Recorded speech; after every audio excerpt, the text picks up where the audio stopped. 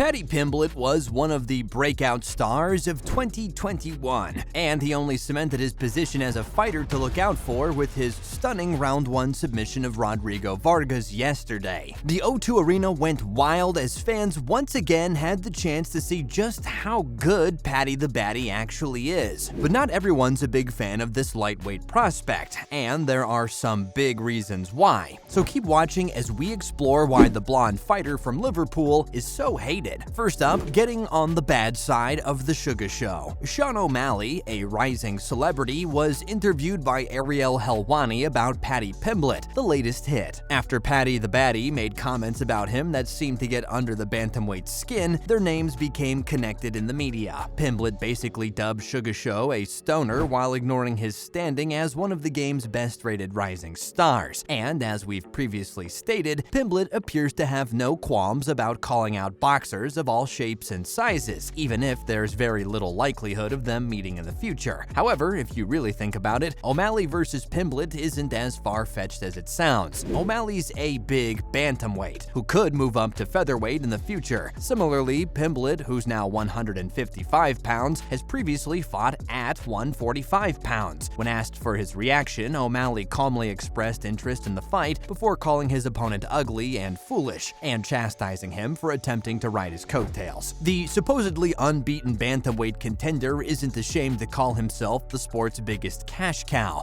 and while he doesn't have the record to back it up just yet, it's safe to say that most people believe his potential is higher than Pimblett's. Even if O'Malley dismisses the Liverpool native, he appears to understand why Paddy's doing what he's doing, and only trying to build up hype. Next, Paddy gains pounds quick. Look, not every fighter stays fit all year round, since they're human like the rest of us, because in reality there are more competitors than you'd think whose bodies alter radically between camps. But once Pimblett's debut victory over Luigi Vandermeer was in the books, fans and fighters alike began to notice just how quickly Pimblett began to pack on the pounds. Paddy the Baddy was looking extremely overweight after his first UFC appearance, and as a fighter, you get a massive promotional push as well as all of the advantages and financial incentives that come with it. You can imagine how some people might find it unbecoming for a fighter to completely let himself go like that. That is even truer for those fighters who are still barely scraping by and have to keep themselves on target 365 days a year. Pimblett even appears to enjoy his idleness, constantly willing to answer queries about his eating habits. If you're an athlete who puts his heart and soul into his training all year in the hopes of providing for his family, witnessing a guy like Paddy Pimblett allow himself to inflate up whenever he feels like it would be a real kicker, right? It will make little difference since the constant gaining and losing of so many pounds will definitely wear out your body in the long run. Now we have his incredible striking. Pimblett's UFC debut featured a little bit of everything: excellent, awful, and surprisingly ugly. While most competitors praised Pimblett's tenacity and ability to overcome early adversity, one emerging star in the 205-pound ranking was one of the most vocal critics of Pimblett's fighting style. Jamal Hill appears to be on the fast track to light heavyweight success right now, as proven by his stunning knockout of Johnny Walker the last time they fought. While Paddy the Baddy was getting a lot of praise from his peers following his massive knockout of Van Armini in his debut, Hill was left wondering what all the excitement was all about. Hill publicly questioned how a guy with such poor striking defense was getting so much attention, and he isn't entirely wrong.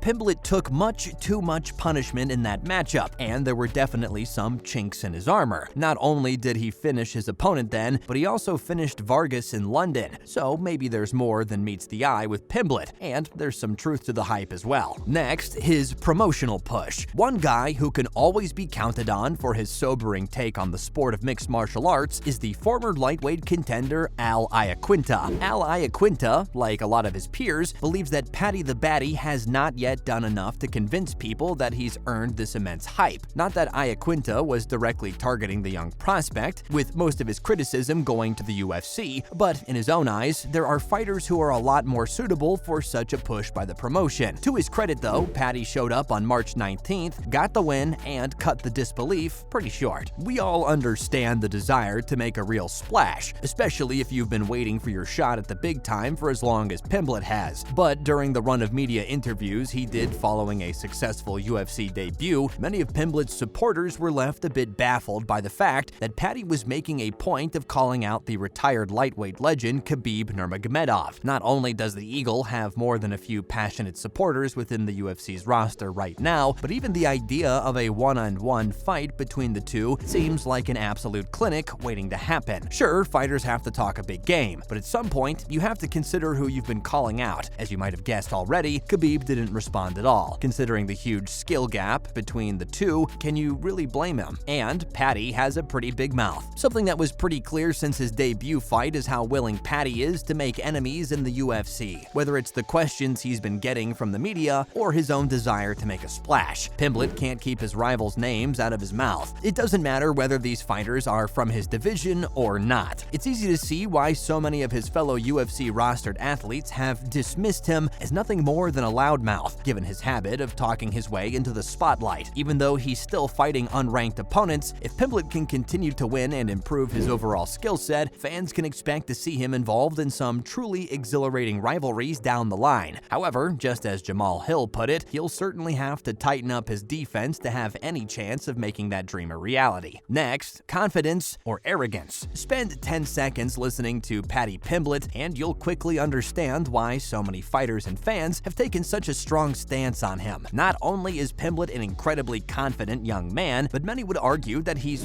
far too confident, given his results in the octagon. His 17-3 record has seen him lose only to some pretty solid fighters, two of which have ended up in the UFC and one in Bellator. Fighters like Conor McGregor and Israel Adesanya came into the UFC talking big, and their performance in the octagon backed up the claims too. For most fighters, they see Pimblett as a solid grappler, with a decent chance of hurting you on the feet, but also someone who doesn't really have that wow factor in terms of his skills inside the octagon. That's not to say that he can't improve, but based on the way he's talking, you'd be forgiven for assuming that he's a consistent knockout artist who's coming for the title. Lastly, all aboard the hype train. If one thing drives some UFC fighters crazy, it's watching as another fighter starts to appear on every recommended video and every pre-fight interview. Some of these fighters are getting asked about Paddy Pimblett in their own interviews. Imagine getting a huge win within the stacked lightweight division, and immediately some interviewer starts asking you about a potential fight with some 1-0 dude who hasn't really fought anyone yet. Then you log into your social media and see that some throwaway comment you made is in headline news. We're sure anyone would be upset, to be honest. To be fair, rising stars have always gotten a lot of attention, but stars like Paddy Pimblett do have a knack for stealing the attention entirely. Whether it's the fault of the promotion and Dana White or Paddy himself, it's easy to understand why the Baddy is such a decisive figure in the sport, and you'd best believe that all of his future opponents will be gearing up to attempt to steal his momentum away from him. Motivation can come in many forms and sizes, and if shutting down one of the sport's biggest hype trains is fuel for you, well, then that's just how it is in the octagon. That's a wrap for this video. How far do you think Paddy the Baddy will make it in the UFC lightweight division? Let us know in the comments down below. Make sure to give this video a thumbs up and subscribe to our channel for more videos like this. We'll see you in the next one.